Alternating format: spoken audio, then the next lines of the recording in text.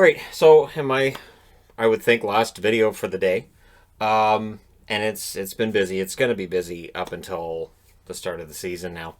Um, so looking at, and this is funny too, because I went, okay, I'm going to do East, Central, West, North, and the strength of the divisions goes to East, Central, West, and North. If you look at the standings from last year, the number of the column here is where they finished in terms of winning percentage in the National Hockey League overall.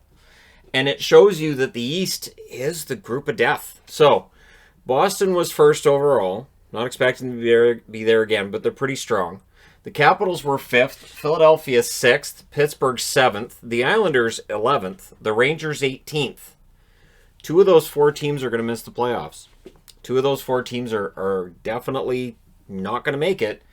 And poor Buffalo and New Jersey, because at 25th and 26th, the odds of them moving up it's going to be tough. Because remember, you play the other teams in your division 8 times each. There are no interdivisional games.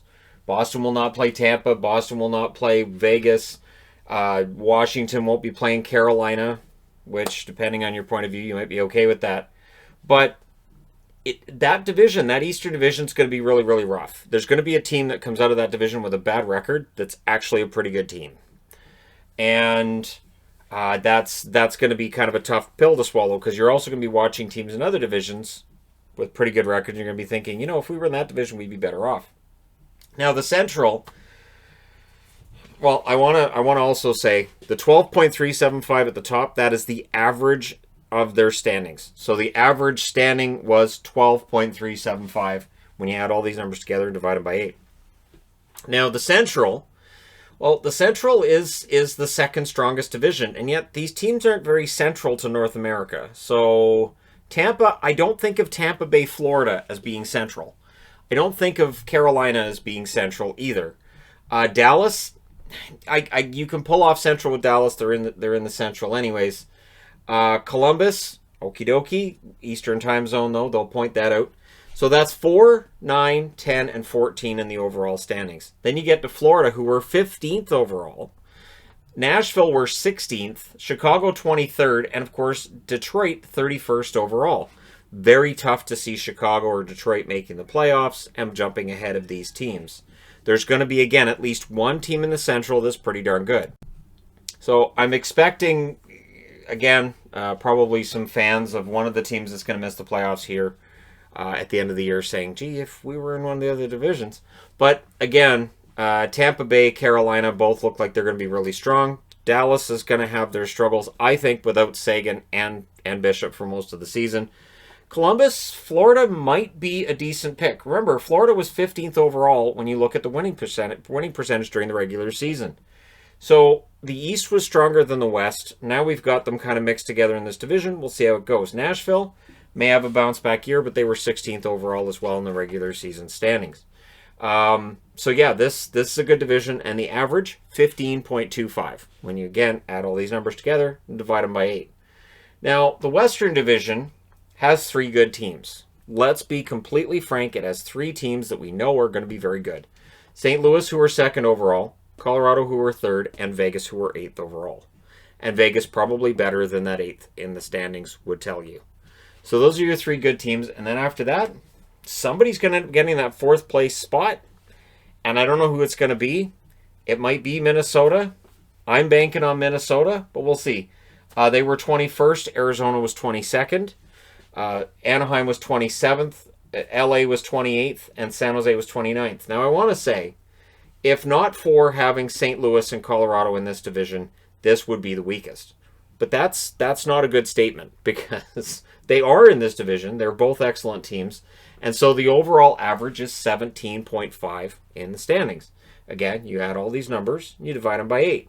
These teams will play each other 8 times. So St. Louis will play Colorado 8 times, play Vegas 8 times, and you get Minnesota, Arizona, Anaheim, LA, and San Jose. I understand St. Louis fans being upset with the amount of travel they're going to have to do. I get it.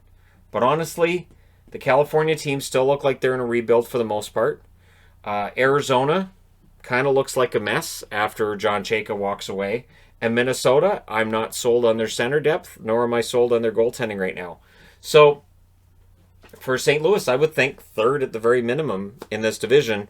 And if St. Louis had been in this Central Division, I could have seen them being maybe fourth. I could have seen them struggling if Nashville has a bounce back season, if Florida finally realizes their potential. It would have been much more of a fight. And, I mean, yes, travel-wise, it would have been better. Schedule-wise, it would have been better.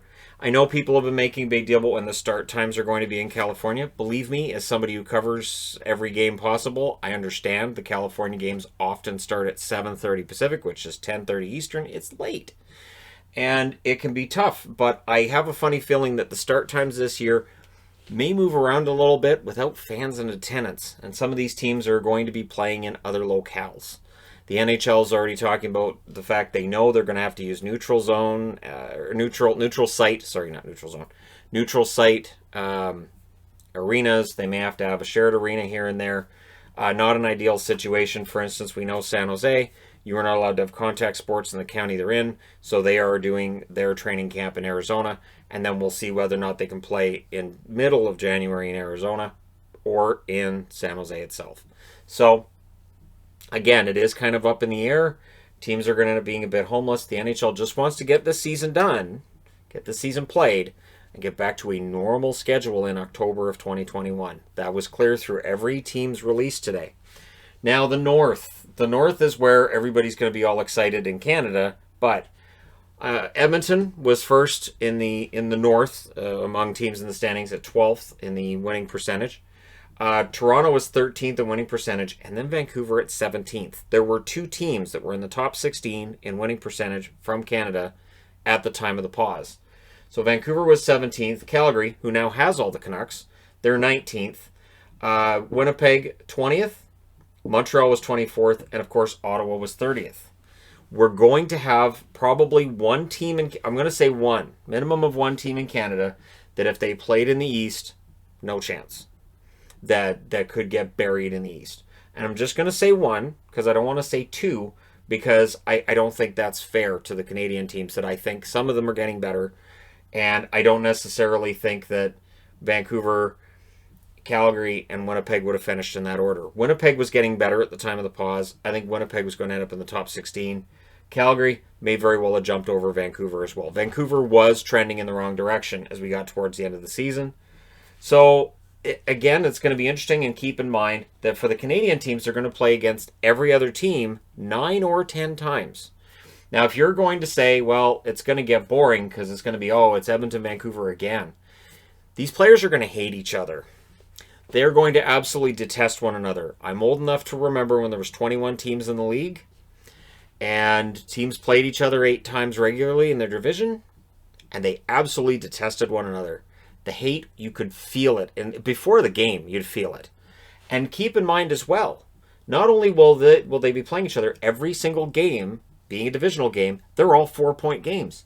You can't afford to lose those games. You don't have those interdivisional, interconference games that you go, I lost it, doesn't matter. You will always lose against a divisional opponent or defeat a divisional opponent. Every game's going to be important. Then you get to playoff time, and you're against those teams you hate for the first 2 rounds. This is going to be intense all the way through every division.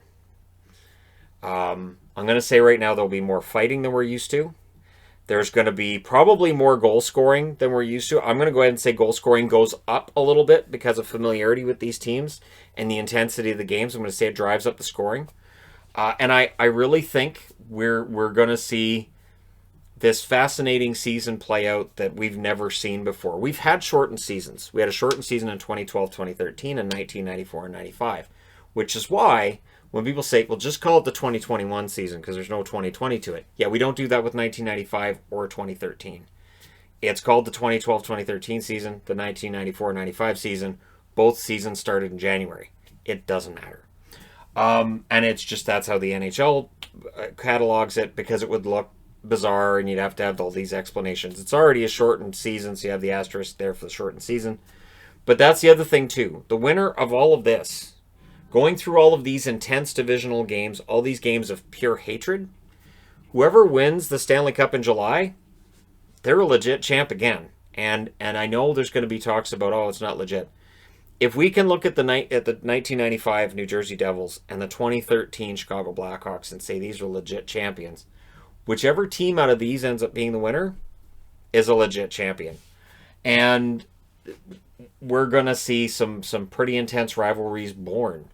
I mean, just look through these divisions, and you're going to see, like, Boston and New Jersey suddenly are going to have a rivalry. I can't remember the last time Boston and New Jersey were, like, legit rivals, where a playoff spot could potentially be on the line if New Jersey gets better and Boston falls off. Here you've got Dallas and Florida could become a nice little rivalry. Tampa Bay and Dallas already know each other from the Stanley Cup Finals, meaning your Stanley Cup winner and your Stanley Cup finalist are in the same division. One of them's guaranteed to be out before the Final Four. How intense could that be? You will not see the same Stanley Cup final. It's physically impossible. And then out here, you've got St. Louis in the same division as the California teams, and I'm going to say right now, St. Louis and San Jose end up having a bit of a tiff with one another at some point this season, and there's enough players still left on both teams from their last playoff meeting that it could get interesting. And of course, in Canada, the hate's going to be real. It means Toronto and Vancouver play against each other 9 or 10 times. Montreal and Vancouver 9 or 10 times. And I do expect the travel to be brutal in Canada. The travel in Canada is going to be really rough.